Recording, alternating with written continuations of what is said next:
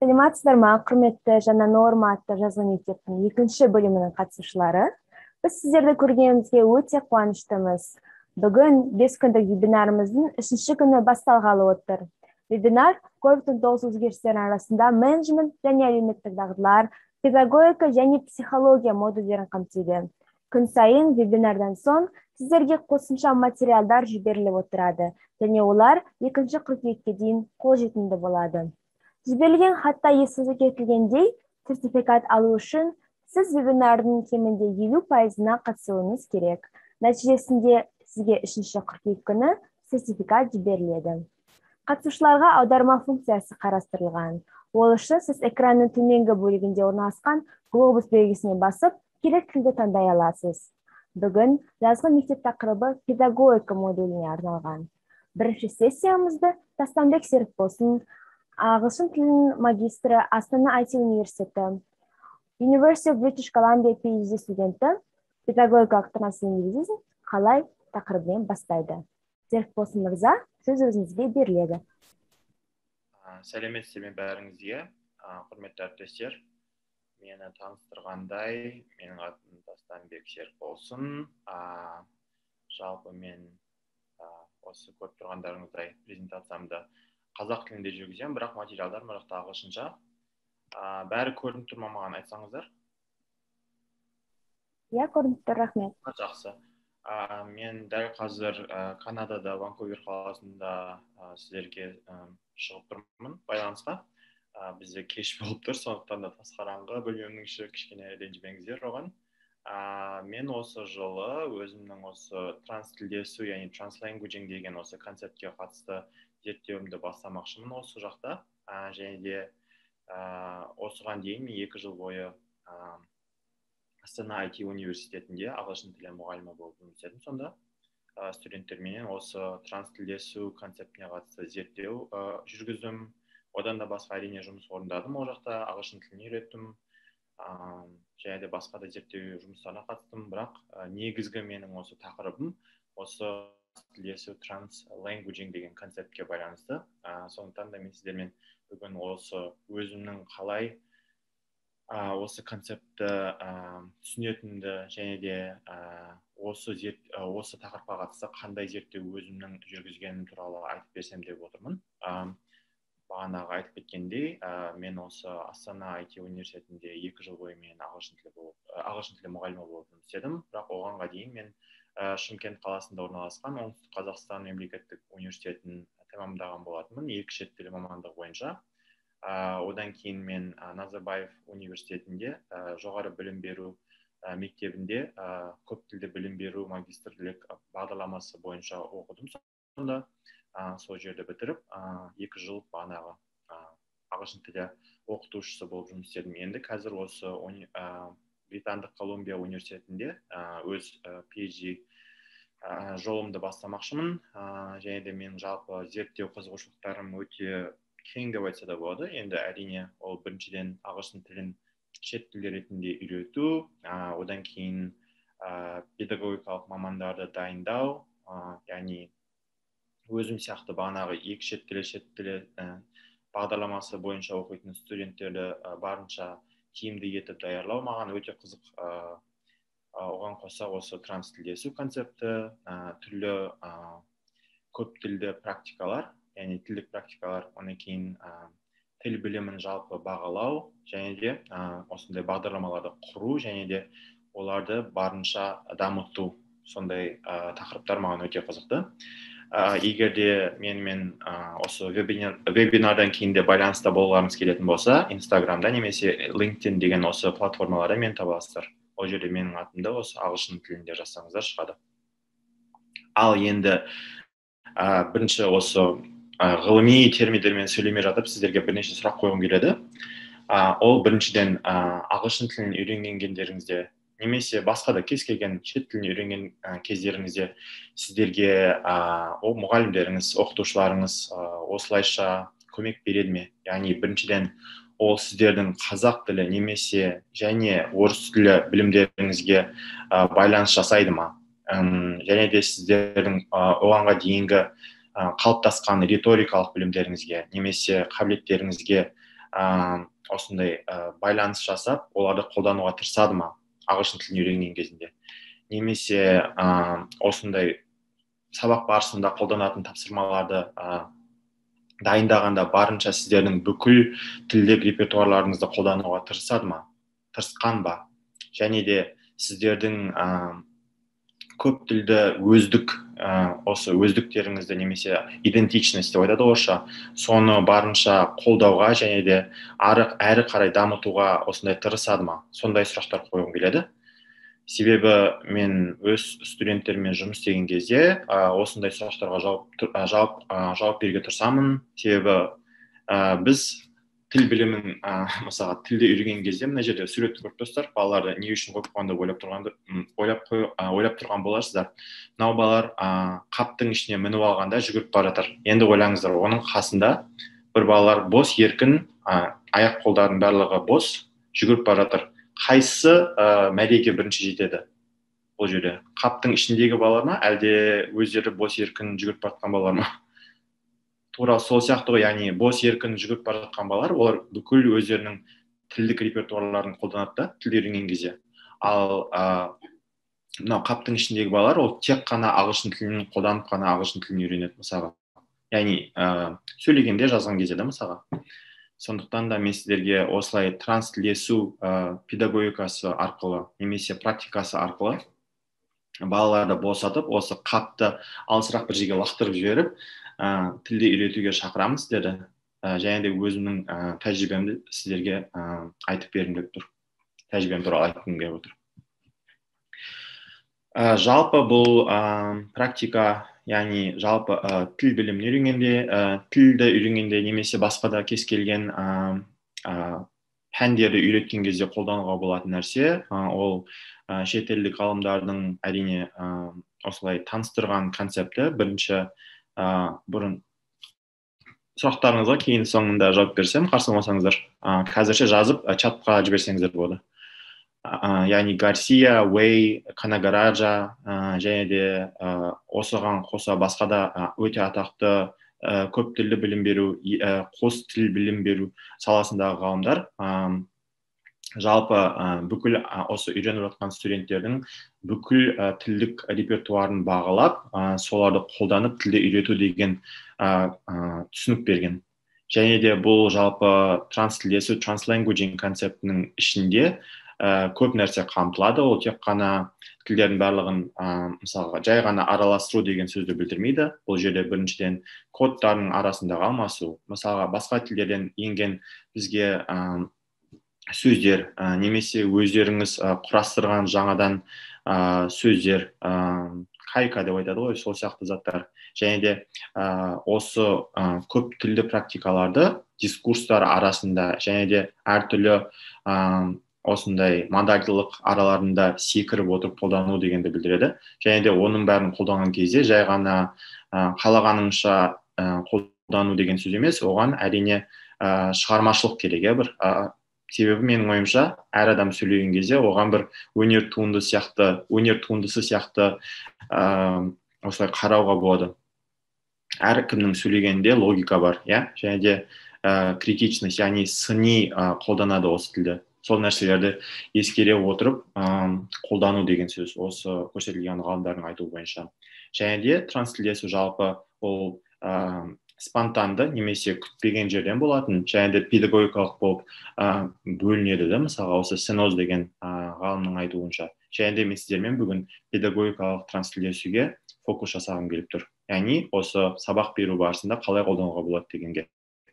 Жалпы бұл менің ойымша Қазақстан үшін қайтса болады бөтен нәрсе емес, себебі біз жалпы шала қазақ деген сөз туралы естіген шығарсыздар, түсінік туралы. Себебі біз орыс тілін, қазақ тілін бірге араластырып көп сөйлеп жатамыз.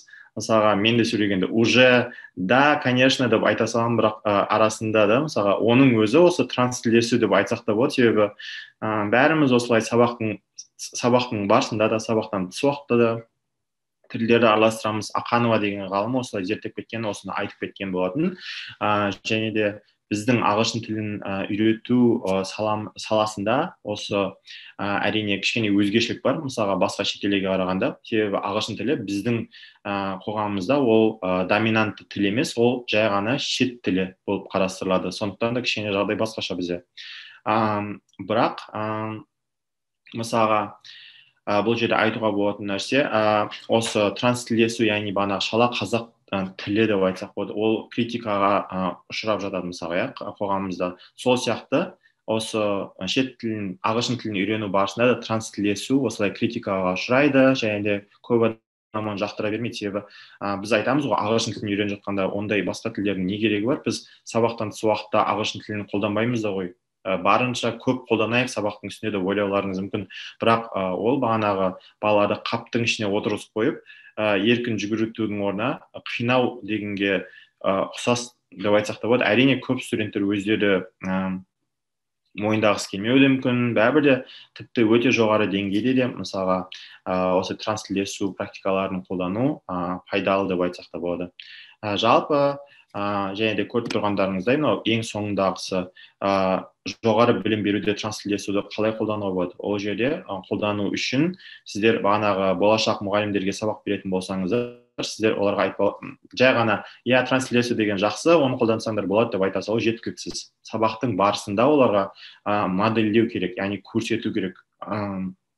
Солай сіздер барынша тиімді транслиация педагогикасын келесі осы бағанағы мұғалімдердің яғни қатарына, сабына сіз осыны үйретіп ары қарай құрал ретінде бере аласыз. Жалпы ол жаңадан шыққан нәрсе емес, себебі осы соңғы 10 жылдың ішінде транстілдесу деген концепт өте атақты болып бара жатыр. Сондықтан да бұны жоғары білім беру бағдарламаларында өте кеңінен қолданып жатыр деп айтсақ та болады.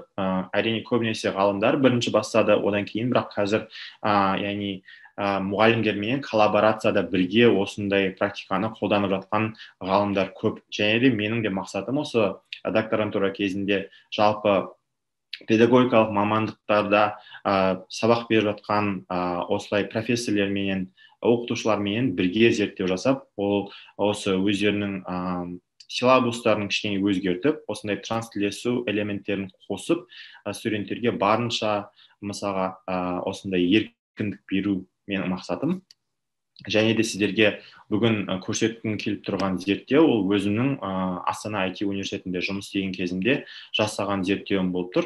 Яғни бұл жерде өздеріңіз көріп тұрғандарыңыздай транслиация педагогикасын мен академиялық жазу барысында студенттерге қолданысқа бердім. Яғни мен жалпы осы соңғы емес, екінші триместрде, яғни жаңа жылдан кейін 2,5 ай бойы менен өткізген курсымның ішінде қолдандым. Яғни ол жерде менде 72 студент болды. Соның ішінен 37-сі маған осы жобаға қатысуға келісімдерін берді. Яғни міндетті түрде бұл жерде олардан мен рұқсат сұрадым, қызығушылықтарың бар ма, қатысасыңдар ма? Яғни сол жерде бірінші курсқа келген студенттер, маған бұл қызық деп 37-сі айтты соның ішінен. Бұл курс менде гибридті курс болды, яғни кейбір элементтері асинхронды түрде, кейбір элементтері синхронды түрде, онлайн, офлайн араласып өтті. Және де бұл студенттердің барлығы өзім сияқты қазақ, орыс, ағылшын тілдерін қолданатын студенттер, және де олардың жазу қабілеттері де әртүрлі деңгейде болды. Яғни мен бұл транслиация педагогикасын жайдан жай қолдана салайын деп шешкен жоқпын. Яғни олардың өздерінің қиындықтары болғандықтан мен мына студенттерге кішкене көмек артық болмас деп сондай ойменен олардың барынша бағанағыдай қаптан алысырақ жүруіне, еркін жүгіруіне мен осылай мүмкіндік беруге мүмкіндік беруді шештім. Және де менде екі зерттеу сұрағым болды. Біріншіден, осы транслиация педагогикасы олардың жазу қабілетін қалай өзгертеді? Өзгертеді ме? Қалай әсер етеді? Және де екінші сұрағым бұл жердегі, менің, яғни оларға осы жасаған қолдауым, транслиациялесіңдер деп айтқан осындай мысалы құптауым оларға қалай әсер етеді, олардың наным сенімдеріне қалай әсер етеді деген сұрақ қойдым. Жалпы бұл жерде мен методологиямда сіздерге қатты бағанағы анализ қалай жасаған туралы айтпай қояйын, одан орнына яғни сабақ барысында экспериментті қалай орындағаныма фокус жасайын. Яғни мен бұл жерде оларға түсіндіргенім былай болды. Олар өздерінің мысалға шығармаларын жазған кезде бірінші бірдеңені ағылшын тілінде жазудың орнына оларға мен айттым, сендер мысалға өздерінің жұмыстарының ішінде яғни бірнеше этаптан, яғни бірнеше сатыдан өтіңдер деп айттым оларға. Яғни олар өздерінің эссесінің шығармасының бірінші жоспарын құрған кезде осы транслесуді қолданыңдар деп айттым. Онан кейін олар парафраз жасаған кезде, яғни олар ағылшын тілінде неше түрлі ресурстарды, ғылыми жұмыстарды алады интернеттен, және де оларды парафраз жасау керек болды да. Сол кезде мен сендер онда осы транслесуді қолдана аласыңдар дедім. Және де қалай айтса болады қазақша summary дегенді, яғни қорытындылау, яғни қысқаша шолу жасаған кезде мысалы ғылыми жұмыстарға соны қолдансаңдар болады дедім. Және де барынша черновой вариант, яғни бағанағы жұмыстарының бірінші нұсқасын жазған кезде де транслесуді қолданып көріңдер дедім. Ол үшін әрине мен студенттерге ал жазып көріңдер деп айта салған жоқпын. Біріншіден мен оларға мысалы жұмыстар бердім, sample. Онан кейін оларға қаңқасын бердім жұмыстарын, мысалға сендер былай жазуларың керек деп. Мысалға оң жағындағы мына скриншоттарға қарайтын болсаңыздар, outline деп тұрған жерде, ол жерде менің бағанағы эссенің, яғни жоспары тұр. Мен оларға көрсеттім. Ал балалар шығармаларыңды жазған кезде сендер бірінші тақырыптарыңды жазып қойыңдар, онан кейін кіріспесіне, онан кейін бағанағы бірінші проблема туралы параграфтарында тілдерді араластырып жасаңдар болады, немесе былайша жасаңдар болады. Әртүрлі түспен көрсеткенім бұл жерде транслесудің мысалға бірнеше нұсқасы, яғни ол менің транслесуім. Әрине әр адамның өзінің практикасы, яғни тілдерді қосып, өзгертіп, араластырып сөйлеуі өзгеше болуы мүмкін. Яғни бәріміз бірдей сөйлейміз деп айта алмаймыз ғой. Сондықтан мен оларға бірнеше нұсқасын көрсеттім. Және де оларға, балаларға, студенттерге айтқаным, бұл жай ғана мысал дедім. Мен сендерге тура бұлай жаз деп жатқан жоқпын. Яғни емін-еркін тілдеріңді қолдансаңдар болады деп рұқсат бердім. Яғни өздерінің ойларыңды барынша анық және де толық беруге тырысыңдар дедім да, тілдердің барлығын қолдану арқылы. Одан кейін менің көрсеткенім, мынау астындағы көріп тұрғандарыңыздай, эксперименталды парафраз және де шолу жасау, қорытынды жасау. Яғни біріншіден бұл жерде олар жазған кезде түп нұсқасын көшіріп алады интернеттегі бағанағы тапқан ресурсының ішінен. Бір сөйлемді алады, мысалға original деп тұрған жерде сарыменен оригинал көрсетіліп тұр. Одан кейін transition, яғни өтпелі кезеңі. Бұл жерде мен оларға қазақ, орыс, ағылшын тілдерін біреуін ғана қолдансаңдар болады, немесе бірнешесін қолдансаңдар болады, немесе барлығын да қосып араластырып қолдансаңдар болады деп рұқсат бердім. Одан кейін бірақ ең соңғы нұсқасы ол жерде әрине ағылшын тілінде болу керек болды. Сонда бірінші өздерінің бар ойларын қалаған тілдерінде жазып алады, егер де қиын болса немесе керек болса араластырады, ал бірақ соңғы нұсқасы ол ағылшын тілінде болу керек. Себебі бұл жерде яғни шығарманы соңында ағылшын тілінде тапсыру керек болғаннан кейін сол тілде болу керек болды. Яғни бұны біз қалай істедік сабақ барысында? Мен бұларды мысал ретінде көрсеттім. Мысалды көрсетіп саған жеткілікті ме оларға? Жоқ, әрине. Мен студенттермен бірге сабақтың барысында Padlet деген платформада оларға осы жұмыстарды жасаттым. Яғни оларға мен так, балалар, сендер осы енді көрген қаңқа бойынша, мысал бойынша өздеріңнің жұмыстарыңды жазып көріңдер. Мен сендерге кері байланыс беремін, көрсетемін. Егер де бір жерлерінде көмек керек болатын болса, мен сендерге қосымша көмек беремін деп көрсеттім. Яғни мына жердегі бірінші ең астында көріп тұрғандарыңыздай осындай темплет немесе қаңқасын бердім. Сол бойынша олар жұмыс істеді студенттер. Одан кейін мына жақта да осы жоспардың мысалын көріп тұрсыздар. Студенттердің өздерінің жазған бір мысалы, яғни бұл жерде студенттер бірінші параграфтарын жазды, яғни қаңқаларын жоспар бойынша. Мен оларға қызылменен комментарий, яғни кері байланыс бердім. Бұл жерде мен жалпы байқағаным, студенттер транслесуге әртүрлі жолменен келген. Олар мысалға бір сөйлемді толық бір тілде жазған, немесе бір сөйлемнің ішінде бірнеше тілді араластырып, еркін қолданған.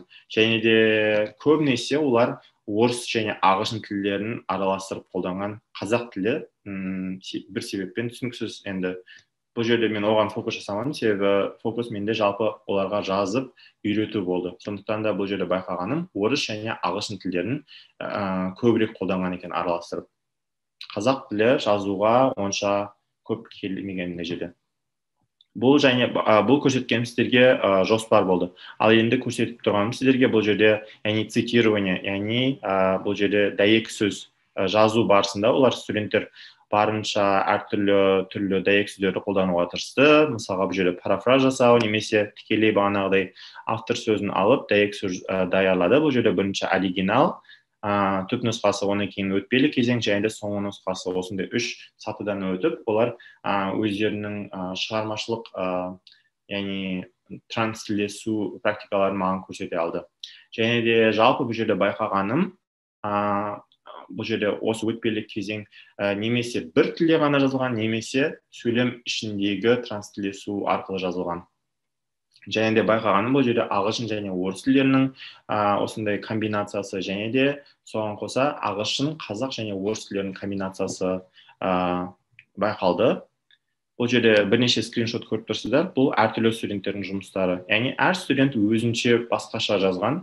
Соның бұл жерде маған ұнайтын нәрсесі транслесу деген, ол бағанағы студенттердің шығармашылық және де сыни ойлау қабілеттерін көрсетеді, және де әр студенттің қаншалықты бір-бірінен айырмашылығы бар екенін көресің. Яғни бұл жерде жай ғана олардың ағылшын тіл білімдерін байқамайсың, сонымен қатар мета білімдерін, яғни тіл аралық білімдерін де байқайсың. Олар тілдерді өз арасында қалай қолдана алатынын да байқайсың. Яғни бұл жердегі, өтпелі кезеңнің өзін байқап, ол өтпелі кезең әрине бағаланбайды, бірақ студенттердің қалай ойлайтынын, ойлау осындай үрдісін, процесін байқайсың да сонда. Солсы маған ұнайды жалпы. Және де жалпы осы талқылап айтатын болсақ, студенттерге осындай таңдау мүмкіндігін берген кезде, оларға қолдарына күш берген кезде, студенттер осы транслесу практикасын, педагогикасын, өздерінің жазу қабілеттерін, жазуын, яғни толықтай трансформациялауға қолдана алады, және де олар осы бір тілдік нормалардан алысырақ кетеді. Яғни бұл жерде бірақ әрине ең маңыздысы, маңызды нәрсе оларға мысал беру, және де осы бағанағы оқытушы транслесуді модельдегені дұрыс. Мысалға мен сіздерге көрсеткенде бағанағыдай хайлайт пенен, әртүрлі түспенен көрсеттім оларға. Яғни ол жерде мен өзімнің қалай транслесетімді көрсеттім. Яғни балалар қараңдар, мен сөйлегенде былай тілдері араластырамын деп көрсеттім де, сонда олар студенттер түсінді. Бұл өмірімізде болып жатқан нәрсе ғой, бұл түсініксіз нәрсе емес. Яғни мен де солай жасай аламын деген өздеріне сенім пайда болып, олар жазады. Себебі егер оларға түсініксіз нәрсені былай істеуге болады, бірақ мен өзім істей алмаймын деп айтатын болсам, онда олар кішкене аяқ тарту мүмкін бұл практикадан. Ал егер өзіңіз көрсете алсаңыз, немесе бір өзіңіздің жазғаныңызды көрсетпесеңіз де, басқа біреудің жазғанын көрсетсеңіз, олар деп түсініп, оған мүмкін қызығады да. Онан кейін айтатын нәрсе бұл жерде жалпы транслесу оларға идеяларын, ойларын түзген кезде, және де ойларын жинақтап, осы жоспар құрған кезде пайдалы болды. Ол бағанағы Прилюдская, Нов деген ғалымдардың айтқандарымен келісіп тұр бұл жерде. Және де парафраз жасаған кезде, және де жұмыстардың бірінші, екінші нұсқаларын жазған кезде де пайдалы екен. Және де бұл жерде байқағаным бойынша студенттердің өздерінің тілдік репертуарларын көрсетуге өте пайдалы. Студенттердің қай тілде сөйлейтінін де байқайсың. Мысалға айтқандай бағанағыдай біреулері ағылшын мен орыс тілдерін ғана араластырып жазған, ал біреулері болатын болса 3 тілді біріктіріп қолданған. Байқайсың, мынау студент өмірде көбінесе мүмкін жазған кезде орыс тіл және қазақ тілдерін ғана қолданады, немесе орыс және ағылшын тілдерін қолдана алады бірге деп түсінесің. Студенттеріңді басқа қырынан танисың деп айтсақ та болады. Және де бұл жерде өздерінің шығармашылық өздіктерін де көрсетеді бізге, және де тілдік экспрессиясын көрсетеді. Және де бұл жердегі мен өзімнің мұғалім ретінде оларға қолдауымның қандай маңызды екенін түсіндім. Көп студенттерге, біраз студенттерге бұл транслесу деген жаңа түсініксіз концепт болып көрінгенменен, олар бәрібір де қызығушылық көрсетті. Яғни маған мұғалім қолдау көрсетіп тұр, яғни мен бұны қорықпай істеп көрсем болады. Яғни осындай қызық практикаға мысалға барып, яғни практиканы қолданып көрсем, менің жазуым өзгеруі мүмкін, яғни қызығушылық болды студенттерде. Және де бұл жердегі студенттердің көбісі келіскені транслесу олардың арасында осындай қайтса болады ортақ бір қасиеттердің бар екенін, және де олардың арасында осындай байланыс бар екенін көрсетті. Және де оларға осындай өздерінің шығармашылықтарын көрсету үшін осындай қауіпсіз зона бар екенін түсіндім. Мысалға, қатер жасасам маған ештеңе демейді, ұрыспайды. Егер тілдерді мен араластырып жазатын болсам, маған ұрыспайды деген осындай, яғни ұрыспайды, және де мен өзім барынша шығармашылық жұмысымды көрсетсем болады деген сезім пайда болды оларда, яғни.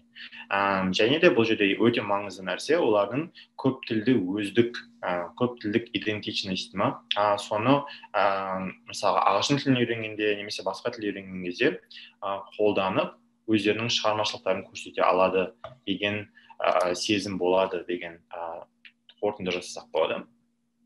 Және де ең негізгі қорытындылар бұл жерде педагогикалық транслесу, бұл академиялық жазуда студенттердің металингвистикалық осындай танымын немесе түсінігін көрсетуге, және де жалпы ойын ойнап, ойын сауық құруына да пайдалы.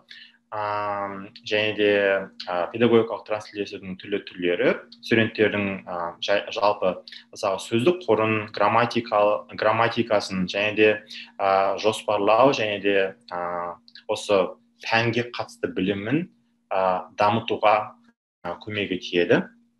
Жалпы көргендеріңізде бағанағыдай транслесу ол академиялық жазуда жоспар құруға, және де дәйек сөз даярлауға, және де жұмыстың бірінші нұсқасын жазуға көмек беруі мүмкін. Бірақ ол үшін әрине анық және де қанық, яғни қайтса болады инструкция болу керек. Яғни тапсырманы дұрыстап жазуымыз керек. Және де дұрыс мысалдарменен дұрыс қаңқасын беруіміз керек. Студенттер былай істесе болады деп оларға біз құралдарды беруіміз керек. Егер де оның бәрін түсінетін болса, олар осындай жаңа қызық практикаларға қорықпай кірісе алады. Және де инструктордың, яғни мұғалімнің қолдауы студенттерге жағымды әсер етеді деп айтсақ болады. Және де егер де қолдап тұрсаң, олар осы транслесу практикасына жағымды көзқарас мысалы түзеді деп айтсақ та болады. Және де олардың жазу қабілеттерін жақсартады. Оған қоса осылай қауіпсіз зона, транслесу зонасын түзеді деп айтсақ болады. Ал осы зерттеуге қатысты зерттеудің негізінде не айтсақ болады, болашаққа қандай осындай бағдар бар? Бұл жерде түсінуге болатын нәрсе, мұғалімдер өздері барынша анық және де түсінікті тапсырма беру керек. Яғни барынша детальдарды анық қылып жазып беру керек. Сонымен қатар университет әкімшіліктері студенттердің осы көп тілді идентичность соған қатысты, яғни кішкене жаңалықтарды енгізу керек. Оның бар екенін мойындау керек. Тек қана ағылшын тілін қолдану керек, немесе тек қана қазақ тілін қолдану керек деп айтудың орнына осындай көп тілдік практикаларды мойындап, оларды барынша тиімді қолдануға осындай политикасын түзу керек, саясаты анық болу керек. Соның арқасында студенттер өздері барынша тез және де тиімді дамуға мүмкіндік алады, академиялық қабілеттерін дамытады, және де сонда ағылшын тілі мұғалімдері барынша жауапты және де қайтса болады инклюзивті бола алады. Сондай, енді мына жерде көргендеріңіздей, егер қаласаңыздар менің қолданған яғни әдебиеттерім, бұл ғылыми жұмыстарды қарап шықсаңыздар, менің ойымша өте көп нәрсе біле аласыздар транслесу туралы. Егер де қаласаңыздар, маған жазсаңыздар бағана Инстаграмда немесе LinkedIn'де сіздерге осы жұмыстарды жібере аламын. Оның арасында көріп тұрғандарыңыздай, мен өзімнің профессорым Бриджит Гудманмен бірге жазған ғылыми жұмысым да бар. Ол 6-шы мақала бұл жерде. Халықаралық бір журналдардың бірінде публикация жасағанбыз. Жариялаған жұмысымыздың бірі. Ал енді қазір енді сұрақ жауап кезегі. Бұл жерде сіздер маған сұрақтарыңыз болса қойыңыздар сұрақтарыңызды, болмаса мен сіздерге сұрақ қояйын. Себебі білем кішкене аяқ тартып ұялып отыруларыңыз мүмкін. Енді осы өздеріңіздің курстарыңызды жүргізгенде сіздер осы контекстідегі, яғни студенттеріңіздің тілдерін ескересіздер ме? Ағылшын тілінде жүргізетін болсаңыздар сабақтарыңызды. Я десеңіздер, өздеріңіздің курстарыңыздың мысалға осы силабусын және де материалдарын қалайша осы транстилдесу педагогикасы арқылы жақсарта аласыздар. Егер жауаптарыңыз жоқ болатын болса, солай істеу үшін қандай сіздерге құралдар керек? Осындай сіздерге 3 сұрағым бар. Енді сіздердің сұрақтарыңыз болса маған қойыңыздар. Жалпы тез біттік, жарты сағат қана кетті. Жарты сағаттай уақыт сіздерге енді сұрақ қойға. 20 минут жарайды. Рахмет бәріңізге. Керек болсын, Тастанбек мырза. Үлкен рахмет. Лекцияңызға өте қызықты тақырып. Жаңа тақырып деп есептеймін. Көп қатысушылар мұнда сұрақтар да қойып жатыр. Бірінші сұрақ. Did you randomize your participants into treatment and control? Мынаны өшірсем болады ма мен экранды? Болады, иә. Онда сөйтейін. Кім бар екен? Сұрақтарын көрмей отырмын. Так, чаттың ішіндегі сұрағың сіздің оқыған, иә? Айзат ханым, did you randomize your participants into treatment and control? Мен қазақ тілінде жауап бере берейін.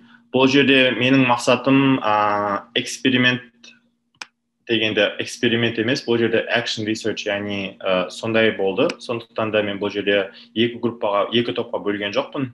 Бірақ мен оны жасау ойымда болған басында, бірақ түсінгенім бойынша ондайды жасау бір курстың ішінде қиындау болды. Және де оған көбірек уақыт кететін болғандықтан мен студенттерімнің мазасын алғым келмеді.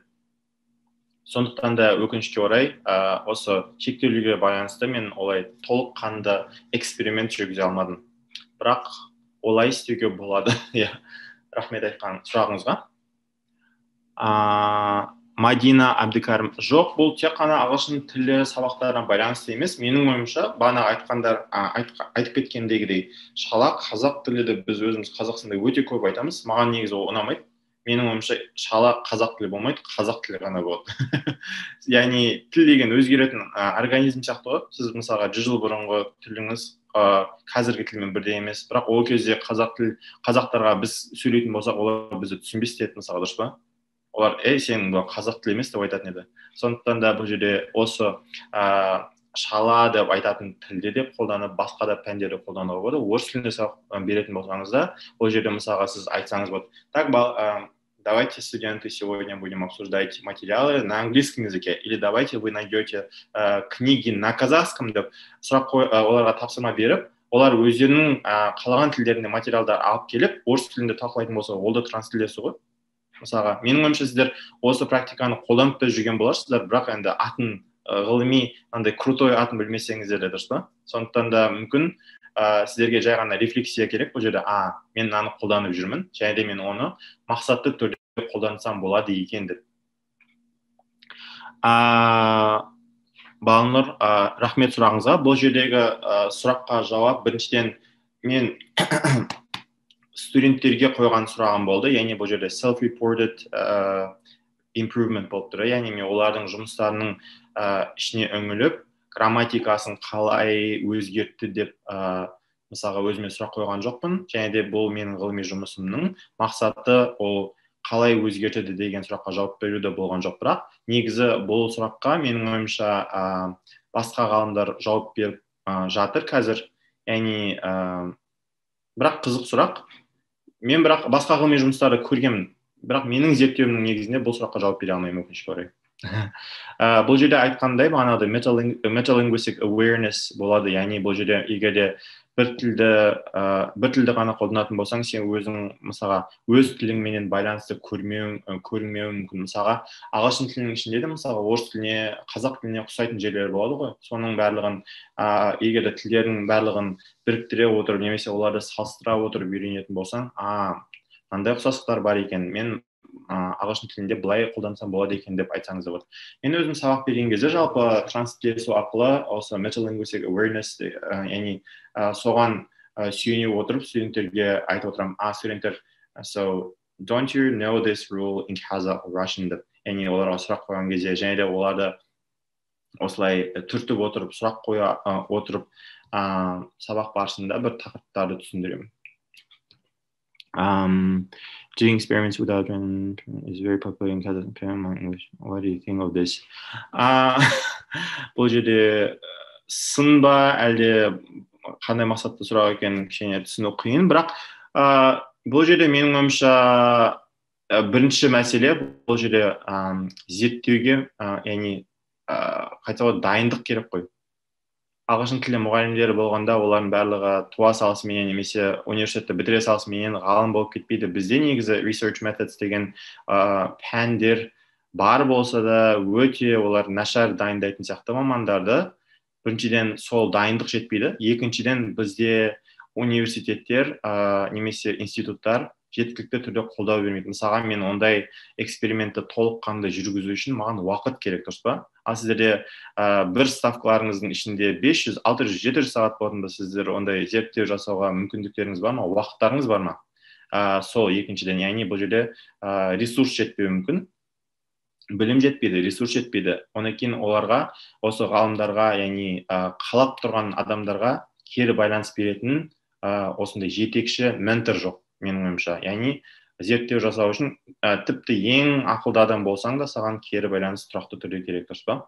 Өз басыңменен сен кез келген зерттеуді жасай аламын деп ойлағанның өзінде де қателік жасау мүмкін. Менің ойымша сондай коллаборация жасап, немесе бірнеше ғалым бірге отырып жұмыс істесе, мүмкін осындай эксперимент жасауға болады. Бірақ жалғыз өзің один в поле не воин дейді ме, сол сияқты. Жалғыз өзің бұндай нәрсені істеу қиын болуы мүмкін. Балнұр, any authors?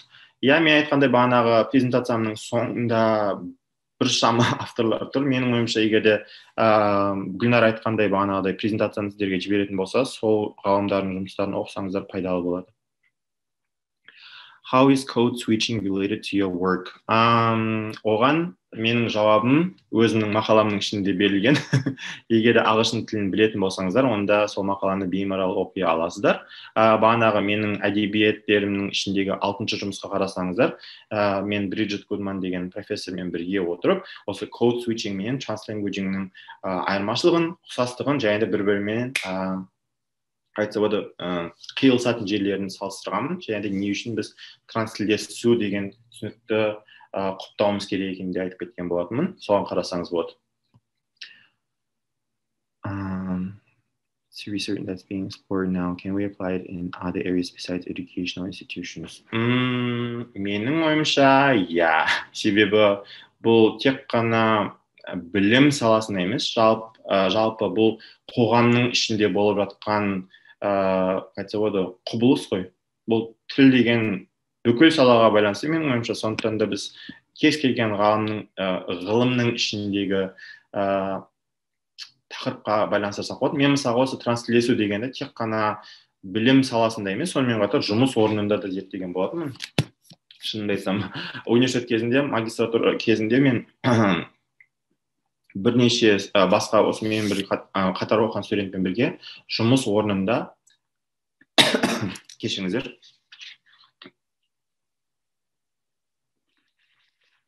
Мұғалім емес, жұмысшылардың қандай тілдік практикаларға сүйенетінін, қай тілдерді қолданатынын, және де қай тілдерді мүмкін араластыратынын сұрап білген болатын. Сондықтан да, иә, қысқа жауап, иә, басқа жақта қолдануға болады. Басқа жақта зерттеуге де болады.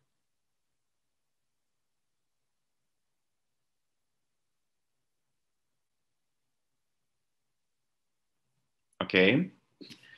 Егер де сұрақ емес, пікірлеріңіз болатын болса да, айтсаңыздар болады, қаласаңыздар, дауыстарыңызды қосып, егер де ондай мүмкіндік болатын болса. Болмаса, жазсаңыздар болады жаққа. Және де тағы да, мен өзім бағана Instagram парақшамда көп осы білім беру және де зерттеу туралы жазамын. Егер де қызығушылықтарыңыз болатын болса, сол жаққа жазылсаңыздар болады. байланысып тұрайық. Себебі менің мақсатым біріншіден зерттеуді жай ғана зерттеу үшін жасау емес, яғни тікелей қолданушыларға беру менің мақсатым. Және де мүмкін егер де ресурстар болатын болса, сіздерге беріп жатамын. Сондай. Жақсы. Сұрақтарыңыз болмаса, Серік мырза, үлкен сізге рахмет бұл лекцияға. Енді қатысушылар, сізде микрофондарыңызды қосуға мүмкіндік бар, егер де пікірлеріңізді айтатын болсаңыз.